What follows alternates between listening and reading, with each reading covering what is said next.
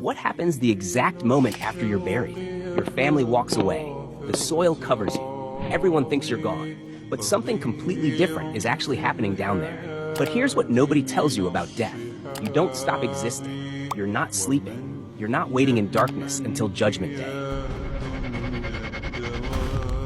You're fully conscious, experiencing a complete unseen life. Most Muslims think death means either instant paradise or just sleeping until resurrection. Nothing happens in between. You die, then you wake up on Judgment Day. Wrong, absolutely wrong. But the Prophet Muhammad, peace be upon him, revealed something most people don't know. There's an entire unseen world between death and resurrection called Barzakh, the barrier. There are 7 stages every soul experiences. You're conscious through all of them. What happens depends entirely on how you live. This comes from authentic hadith in Sahih Bukhari and Sahih Muslim. The Prophet described each stage in detail, not to scare us, to prepare us while we still have time. In the next few minutes, I'm walking you through all 7 stages. By the end, you'll know exactly what's waiting for you and how to prepare right now. Hit subscribe, comment, like, and hype this video so it's reach more people. Stage 1, the descent. Let me show you with an example. This is Ahmad. He died 3 days ago. His family lowered him into the grave, prayed over him, cried, and then walked away. But Ahmed didn't stop existing. Something else began with him. This is stage 1, the descent. His soul is being pulled back to his body. Not like life, but different. He hears his family's footsteps fading above the soil. The silence is crushing, but he's not alone. If Ahmed lived righteously, a beautiful figure appears beside him, dressed in white, fragrant, calm smile. The figure speaks softly. Do you know who I am? Ahmed whispers. Your face brings peace. The figure replies, I am your good deeds. I stayed with you in life, and I will stay with you forever. But if he wasted his life, a dark figure crawls toward him. Blackened face, rotting stench. The figure growls. Do you know who I am? Ahmed trembles. I don't want to see you. The figure hisses. I am your evil deeds. I followed you in life, and now you can't escape. The Quran warns in Surah Al-Mu'minun, behind them is a barrier until the day they are resurrected. So Ahmed is trapped in that barrier now. And what happens next will determine everything. 2 beings are approaching his grave. Stage 2, the questioning. Now this time again, Ahmed hears footsteps, but not human footsteps. Something heavier. 2 figures appear in his grave, Munkar and Nakir, the angels sent to question every soul.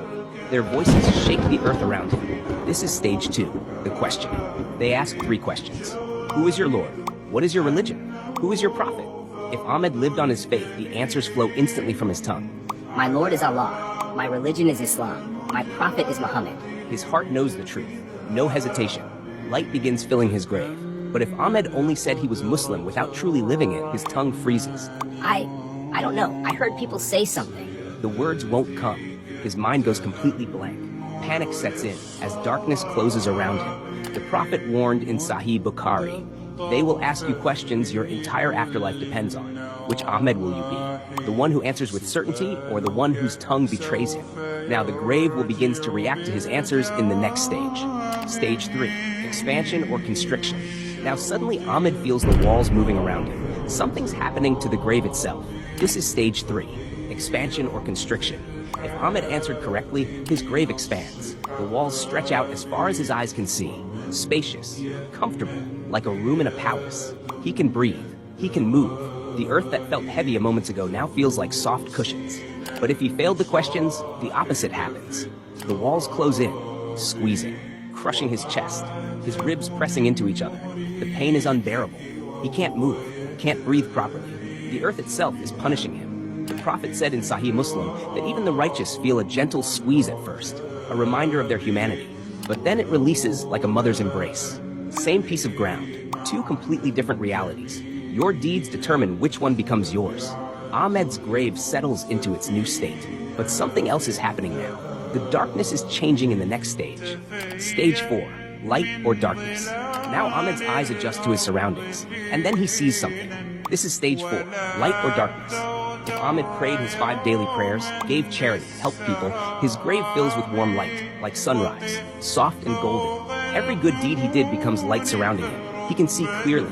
He feels warmth, peace. But if he skipped prayers, lied, hurt people without seeking forgiveness, complete darkness surrounds him. Thick, suffocating. He can't see his own hands. The darkness presses against him like a physical weight. Every sin he committed becomes darkness that won't leave. The Quran says in Surah An-Nur, Allah guides to his light whom he wills. And for whom Allah has not made light, there is no light. Everything you do in life either builds light or darkness around you in the grave. Every choice matters. Every prayer counts. Every lie adds to the darkness. Stage 5. Comfort or torment. Now, a window appears in Ahmed's grave. He sees something through it. This is stage 5, comfort or torment. If Ahmed lived righteously, he sees paradise through that window. Gardens, rivers, beauty beyond description. He smells it. Roses and musk and sweetness he's never known. Every breath fills him with joy. This is his preview, his promise. Peace floods his heart. But if he failed, a different window opens. Hellfire. He sees the flames. He feels the heat on his face. He smells burning flesh and sulfur. Terror grips him. This is his preview, his warning. He tries to look away, but he can't. He can't. The window stays open. The Prophet said in Sahih Bukhari that the believer's grave becomes a garden from the gardens of paradise. The sinner's grave becomes a pit from the pits of hell. Right now, people in their graves are experiencing these realities. Their bodies decomposed, but their souls are fully conscious. Which window will open for you? Time doesn't work normally here anymore. Stage 6. Waiting in Barzakh. Now, Ahmed has been in his grave for 800 years now, but he doesn't know that. This is stage 6. Waiting in Barzakh. If Ahmed is at peace, those 800 years feel like an afternoon nap.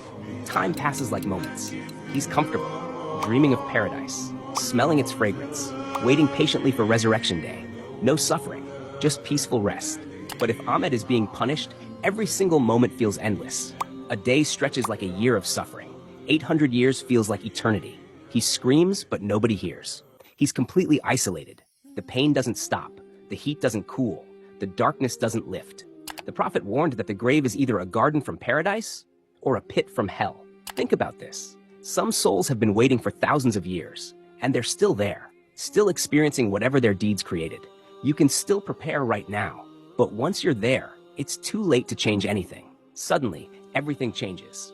A sound splits the sky. Stage 7, the resurrection. The moment begins when Angel Israfil blows the mighty trumpet. The sky trembles, mountains crumble. Ahmed hears the sound even inside his grave.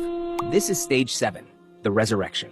If Ahmed was at peace, he rises calmly. He's been waiting for this day, the day he meets Allah, the day his patience is rewarded. Peace surrounds him as he stands.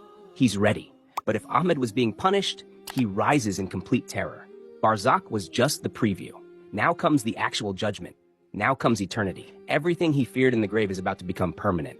The Prophet said in Sahih Bukhari that people are resurrected in the same state they died in. The believer in peace, the disbeliever in terror, barefoot, naked, but so focused on what's happening they don't even notice. Every soul that ever lived rises at this moment. Billions of people, all facing the same reality. Judgment Day has begun. The 7 stages of Barzakh end here. Your eternity begins. These 7 stages are waiting for every single person. No exceptions. The Prophet said the grave is the first stage of the hereafter. Whoever passes through it safely, everything after will be easier. So ask yourself right now, what will your answers be when the angels arrive? Will your grave expand or squeeze? Will you be surrounded by light or trapped in darkness? The beautiful truth is, you're still breathing. You can still prepare. Every prayer, every good deed, every moment of remembering Allah builds your reality in Barzakh. And the foundation of all of this is your 5 daily prayers. If you're praying consistently, your grave will be light and peace. But if you're struggling with prayer, if you're skipping Fajr, if you're delaying prayers, you need to fix this now. I made a video breaking down the 5 specific traps that keep Muslims from praying and exactly how to escape each one. If you're struggling with daily 5 prayers, watch this video right after this, because the quality of your Barzakh depends on